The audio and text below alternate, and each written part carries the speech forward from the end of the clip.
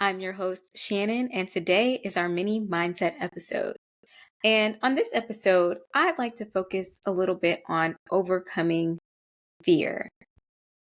When we're going natural, there are so many fears that I think are embedded in us that we have to overcome before we even get to the point of trying that first style or trying that first wash and go or whatever it is that we're aiming for.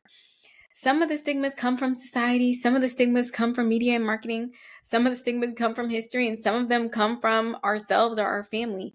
But wherever they come from, they're there, right? And whatever our fears are, fears that our hair has to be a certain length to be acceptable. And if my hair doesn't grow long, is it worth it to be natural? Will I be considered beautiful? Will my partners accept me? Whatever those fears are, right? They're there and they're real to us. So I think when it comes to overcoming fear, we have to give ourselves a safe space to start, a safe space to say, all right, I've really been wanting to try this style. I've really been wanting to try this thing. And I need to do this just for me. I need a space where I can do this thing just for me. And figuring out what that safe space is and what that looks like. For me, when I was first going natural, I tried my own 2-strand twist for the first time a week on my summer break in college, where I knew I wasn't going to see anybody and I wouldn't have to care about what anybody said. I could sit with myself.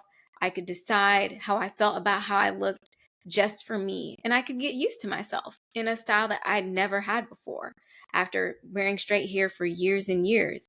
It was a moment just for me to create a safe space to start my journey and to start to figure out what I truly wanted my hair to be and how to grow that relationship.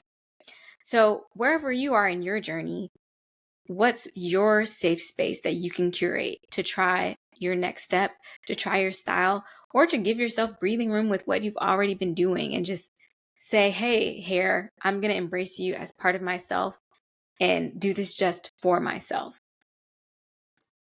What's that space?